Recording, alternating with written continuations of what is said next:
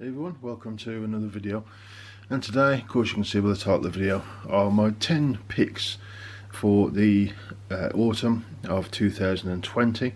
Now these are fragrances that, well, I wear my fragrances all year round, no matter what they are. They're freshies, they're darker scents, it doesn't really matter, I just wear what I fancy at the time. But I've selected 10 that I've noticed over the years that I tend to reach for a little more once the autumn starts coming in. And the temperature starts dropping a little here in the UK. Now I have a couple of honourable mentions, and everything on the list are full bottles. They're in my collection. It is my choices, I'm not copying anybody else. And you'll see some sort of regular ones, and you'll see some more obscure stuff. So as I said, I've got 2 honourable mentions, and I'll get through those now. One of them you see here. Now this is my sort of signature scent that I've always had. So I'm putting it as an honourable mention because I know I'm going to be wearing it because I wear this a lot. And you know, when you've got a signature scent, I don't really want to put that in a list because it's something I wear all year round. So the first honourable mention is the 1881 by Cerruti, the original, the first one. And anybody who tried this nice, very tart, citrus opening, herbal notes, a little bit of manly florals, very masculine. I wouldn't say old school, almost timeless really, this one, but it seems to suit me down to the ground. Everybody who's smelt this on me says it just suits me, you smell good, and even a few people said, oh, that's the scent that when they smell it, it reminds them of me. So of course, my signature scent. Okay, so getting on to another one. Now I won't be wearing this a lot, but I have reviewed it, and it's okay, but it's grown on me a little bit, but not really enough to sort of wear it a lot. I just want to keep sort of wearing it, see if it grows on me or not. Probably not, and it's more of a modern scent. And this one, honourable mention, that I'll be wearing a little bit more. Now this actually looks like Diesel only the Brave. Well, it is, but it's Diesel Sound of the Brave, although it says on the cap only the Brave. This is Sound of the Brave, the one that I did a review on. This has got a sort of, I would say, it's slightly fresher version of, say, Eros by Versace. It's got that sort of vibe to it. It's a modern, sweet, synthetic fragrance, a bit of an orangey kind of top. It's nice enough. It's growing on me, but will it ever be something that will, once the bottle's gone, I'll replace? Probably not. So another honourable mention, I will be picking this up a little bit more, but not as much as the rest of the fragrances. I just like to keep trying fragrances, see if my taste changes for something. So this is one that I will be picking up a little bit more. So right next to me, I've got my 10 fragrances. Now, apart from my number 1, or the last one that I show you, that last one is definitely the one that I pick up a lot more in the autumn and through winter. I wear it all year round, like I've said with all my fragrances, but I do reach for this one a little bit more as the temperature starts to drop. So apart from my number 1, the rest I'm just going to dip into my bag and see what I pull out. There's no order to them whatsoever. So I'm going to go with my first dip and see what I pull out. And this one, again, I've done a review of recently, and this one is, where you can get it to focus, Yelp or Dupe Homme, and this is the EDP version, the Eau de Parfum, as you see there. I picked this for autumn and fall, and not winter. I think it's got the legs for autumn and fall. I don't know if it's really got the legs for the winter. It's certainly not as cloying and strong as the original Yelp Homme. But this one, if you like Yelp Homme, but you wish it would be a little bit more sort of modern, up to date, you know, they bought something that was more up to date with a stronger sort of tonka bean vanilla dry down like a lot of other fragrances, unfortunately, these days. That's what they've done here. It's got the DNA of the original, modernised with that sort of sweet tonka bean vanilla dry down. Yeah, I mean, because I've done that, does it smell like a lot of other things when it dries down? Yeah, but you still have got that little bit of DNA of the original in there, and so I will be wearing this a little bit more throughout this autumn. Okay, so next let's have another dip in the bag. Alright, this one, not many people show, not many people own. It's getting a little harder to find now. And this one from Cerruti, which I think is how you say it. I can't remember the full name of this. It's on the bottom, but it's an older bottle and it's faded. I can never remember the full name of this. This is a cognac, I do believe, a cognac company, and they brought out a fragrance.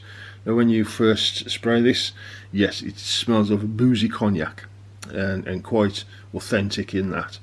Even if you like the bottle, it's got a bit of a curve to it, and then these lines in the glass. Very nice.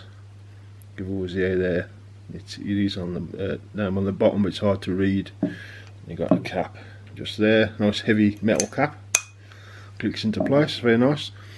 When it dries down, it's sort of a combination of a grapefruit and leather. So it opens up very boozy, cognac-like, and dries down to a mixture. What my nose says is a leathery grapefruit kind of scent. It's very nice. Don't use it that often, as it's sort of discontinued, I think, and a little harder to find. So I want to sort of preserve it. But as you can see, I do use it, and I do reach for it a little bit more. I wear it a couple of times more throughout the autumn. Cerruti, not 100% how you say that, is my next choice. Okay, reaching in to my bag. Oh yes, one of my favourites. This one from the House of Guerlain, and this one is Lancome Ideal. Now this one, I really do enjoy this one. Now I love mint in fragrances, and I'll show you the bottle there, Ideal. I don't know if it shows there. This one again has got a slightly boozy accord. It's got a mix of herbals, spice, and that look, a boozy mint, and all combines to a really nice blend on the skin. Comes off the skin once it starts drying down as like a spicy mint herbal. Bit more fresh at the top with a lot more of the mint, but as it dries down, a little bit more of those herbs and spices start coming through along with the mint. The boozy side of it tends to be more on the top for the first maybe half an hour, and then the rest come through later on, of course. So as I said, one of my favourite from the Guerlain house, and that is Lancome Ideal. Okay, so what's next? True classic from a house that really is pushing a lot of crap out these days. I mean, Paco Rabanne. Paco Rabanne by Paco Rabanne. Or Paco Rabanne Port Homme is its full name. You got this, and then the stuff they're coming out with this day with like little toy robots. I mean, how old do they think we are? Unbelievable crap stuff. And then, you know, consider that this is the stuff that they used to, the kind of stuff they used to bring out is just amazing how they've differed over the years. But Paco Rabanne Port Homme, grateful that they still make this. For me, is probably one of the best sort of green barbershop fougères, powdery side herbal. A little bit of touch of sweetness in here, but not much. But it is there. It lasts well. It's again, wear it all year round, but I'll wear this a little bit more throughout autumn. It's just got a nice, that powdery sort of slight herbal side to this that comes through nice in the autumn, for me at least. And I like my barbershop scents anyway, and I class this as a true classic barbershop style scent. Real nice and cheap as well. I think you can get the 100ml for around the £25–30 mark, if that. I think it's about 25 for a big 100ml bottle. Can't go wrong if you like a classic barbershop, slightly powdery type of scents, and you've never tried it. I would definitely recommend Paco Rabanne Pour Homme. Okay, so dipping in my bag again. Okay, so one I've recently picked up again. I haven't had this for a few years, and I've got a limited edition version, and this is the Only the Brave, not to get mixed up with this one, which is the Sound of the Brave. This one is Only the Brave, the original sort of juice, but this one is the one, where's it gone? It's on this side, I think. The bottle is designed by Bunker, right there. So you got this sort of original bottle, but a limited sort of edition. So I will be wearing Only the Brave. I'm just going to call it Only the Brave, the very first one. Throughout a little bit more throughout the winter. Sorry, the autumn. Now I do like the original. It's still a little more modern for my taste, however I do enjoy it, and I have been enjoying this. I mean, you might not be able to tell, but it was a new bottle, but it has gone down a little bit, and I have been wearing this a fair bit more. Nice, very subtle leather, modern scent. It's just one of those that I just enjoy. You know, it's a little closer to the skin these days compared to what it used to be, but I've been enjoying this a bit more, and I'm certainly going to be reaching for it still throughout autumn. And of course, just having this on the shelf, I think it looks nice. I mean, some people don't like it, it looks tacky. The bottle itself, the fist, I actually enjoy Only the Brave, the bottle itself. And of course now I've got this sort of limited edition one. It sits on the shelf a lot better, sort of like that. And I enjoy it. You know, it's all about what you enjoy, and it's one that I enjoy a little bit more throughout the autumn, which is where I think it suits best. So a Diesel, Only the Brave. Alright, let's get into this sort of classic. Not as good as it used to be.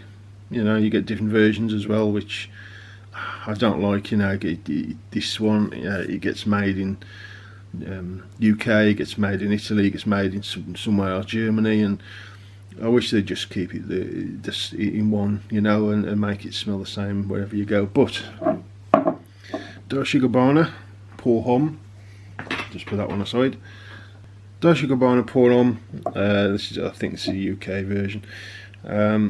Nice, you know, I like it. It opens up a little synthetic, but it soon dries down to something really nice. This again, a sort of powdery, slightly powdery, citrusy, tobacco, spicy kind of scent. A little woody. It's going to be of all sorts, you know. And I think most people know what this smells like, so I'm not going to bang on about it. But it's been a staple in my collection for a long time. This is probably what, 4th or 5th bottle, and you can see I'm getting down it. I do wear it a fair bit, and a bit more in the autumn, where I think it suits best. Do wear it all year round again, but I reach for it a little bit more in the autumn. It's just got that kind of scent. It's slightly darker. It's not, when you first spray it, it's fresh, but it starts to darken down a bit, and it gets that woods and spices coming through, and that powdery side. I think it, you know, I believe, at least for my taste, it suits autumn really well. And a true classic. I don't think they'll ever discontinue it, and I hope not, because I do enjoy this Dolce & Gabbana Pour Homme Eau de Toilette. Okay, next, how many we've got left? I think three or four. Recent pickup for me, and I'll definitely be wearing this a fair bit more. And I'll probably be doing a review of this shortly, if I haven't already. I can't remember. This one is Pour Louis. I'll get that to focus. Pour Louis from Oscar de la Renta.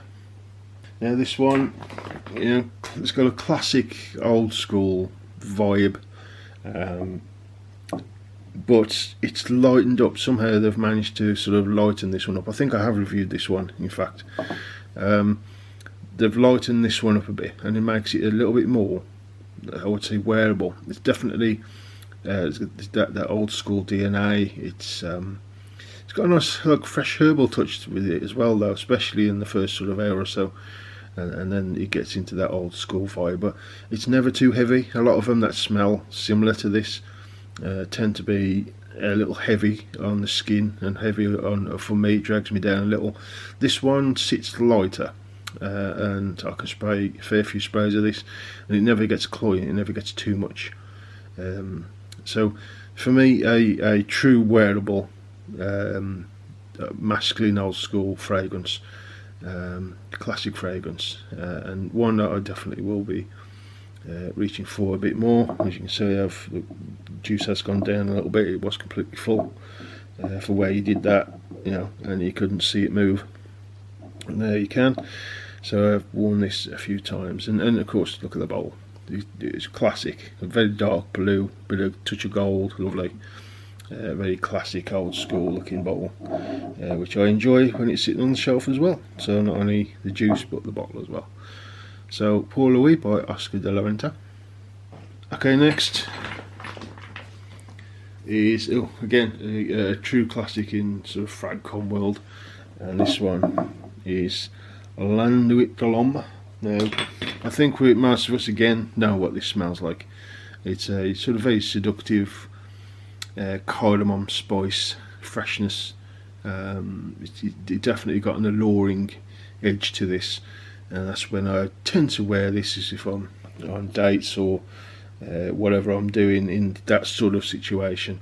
I tend to reach for this one, and I reach for it more for those situations in the autumn. And again, I'm not going to go on too much about it. Most of us know what this smells like, but as you can see, I do wear this a fair bit throughout the year. So Yves Saint Laurent's Landuit de l'Homme. Okay, I think we're down to the last two fragrances, I do believe. Well, three fragrances. This one, an obscure one. A few people in the past have managed to find this one on eBay for sale, but it's rare. They come out with it on the whim, and it soon went off the shelves. Well, they didn't even go on the shelves. It was off a TV show, really. And this one, He by Gem Emporia, and you've got little gems in there. It's called He, and it looks like a squashed sort of spice bomb bottle, and that's for a reason, because that's what it smells like. It smells like when the original spice bomb first come out, and it was strong and it was heavy and it was thick and rich. That's what this smells like. And again, getting down this, so you can take this as this fragrance or spice bomb. Either one would be here. If this wasn't sitting here, spice bomb would be. I don't own a spice bomb because I currently have this at the moment. It smells pretty much the same. Very, very good, high quality stuff, this. Very nice fragrance, modern, masculine spice bomb scent. Real nice, and definitely one I reach for more. When I had spice bomb, I reached for it a lot more throughout autumn. It just suits it with that sweet cinnamon, which I do love cinnamon in fragrances. So, He by Gem Emporia. Okay, last two. Now, excuse the bottle, because I like to see glass when I've got my fragrances. I don't like them covered in rubber or anything like that. I like to see glass, hence why this looks like it does. And this is Mugler Pure Havane. So Mugler Pure Havane, getting a little hard to find as late. They've stopped actually making it. I've looked on the websites and nothing on the website. Prices are going up for this online. You know, I've seen full bottles like £80–85. So it's definitely, I would say, out of production now, which is a shame, because it was one of their better sellers. And the same with Pure Malt. I mean, they brought it back for quite a few years, but I think last year or this year It's just disappeared off of their Mugler website, and the prices are starting to go up. So I'm glad I've got about 45 mils or so of my 100 mils. So I won't be wearing it too much because I still want to preserve some of the juice. So I'm not prepared to pay higher prices for fragrances. You know, I'm not that serious when it comes to my fragrances. You know, I enjoy them, but I'm not going to spend silly money when I could be spending that somewhere else. But Pure Havanne, be it sweet, it's a dry tobacco, honey, sweetness, vanilla in this. Real nice. So this is one of my favourites from the line. The original Amen, this one, Pure Malt, probably the only three that are actually worth it. And in general, the only one now you can get still is the original. So yeah, it's a shame, but it is what it is. But this one I really do enjoy. It opens up very sweet, but dries down, and that dry tobacco comes up, and as it starts to dry down even more, a nice smooth vanilla starts to mix with that, so you get a vanilla tobacco. Very nice. One again, say one of my favourites from the house, which suddenly have gone really bad, like Paco Rabanne, but changing times. But so Mugler Pure Havanne. Alright, so we're going to finish off with I've got a bit of back of my hand. I'm going to wear this today, as when I'm recording this it's a little early, it's about 9 in the morning. This one from the House of Guerlain, which is my last fragrance and the one that I reach for a lot anyway, but I reach for it more in the autumn, and mainly for dates, and it's that one. Now I have taken this sticker off, so some of you eagle-eyed who knows fragrances knows what this is, but this is Guerlain's Ideal, Guerlain L'Homme Ideal, or Ideal Man, Ideal, however you want to say it. It's Guerlain Ideal Eau de Toilette, the original first one, if you will, from this line. Beautiful stuff. Oh, it's got it back in hand here. It's got a subtle freshness, like a orangey citrus in there, but what it is a nice smooth, sort of slight leathery take with a slight nuttiness, tonka bean, vanilla, all combined to this beautiful Guerlain DNA in here. Some of the flankers not so much, but for me this one, I haven't tried the Eau de Pure, the Intense Extreme and all that, but I can't see them beating this one, in all honesty. This one is my most complimented fragrance, fragrance of all time ever, even beating my signature scent. This one just gets me the kind of compliments where you just smell sexy, you smell alluring. It's just got that kind of scent. I had a mad compliments in a supermarket while doing my shopping wearing this once. Just walking around, walked past a couple of younger ladies, must have been maybe 21, around that area. I walked past and I heard one of them say, "Oh wow, what is that smell? What's that scent?" And I carried on. I'm not the type to say, "Oh, that's me," you know, I'm not that way. So I went round, carried on my shopping, then they passed me again while I was in an aisle, and they said, "Oh, there's that smell again, it must be him there." And they actually came over and said, "Is that you there? Are you wearing perfume?" I says, "Yeah," and they just went absolutely mad over it. They said, "That's the most beautiful thing they've ever smelt, it's sexy, it's alluring, like, what was it?" So it's, you know, it's one of these hidden gems. You don't hear about this that much anymore. But for me, this will always be on the shelf for this particular reason. It's a night out, seductive, when I'm going out for that sort of reason. You know, I'm going for that reason. Again, I wear it casually anyway, as I do all my fragrances, but when I know I'm going out for a certain reason, whether it be a date, whether it be for friends, whether it be to, I don't know, a bar where we're going to maybe try and pick up ladies, or, you know, or just mingle with the opposite sex, then this is the fragrance that I reach for. and this is my third bottle. I think I've got through 100ml, which is a 50ml, and then this bottle, so another 50ml. And again, as you can see, I'm just under halfway through this one. So this is my number one pick for the autumn, and one I will reach for a lot more, not just for going out but just in general as well. I really enjoy it. So that's my 10 fragrances for autumn 2021. Hope you enjoyed the list. If you've got any comments, leave it in the comments section. I will answer as soon as I can. And enjoy your autumn fragrances, and thank you for watching. I appreciate it, and I'll see you again soon on the next video.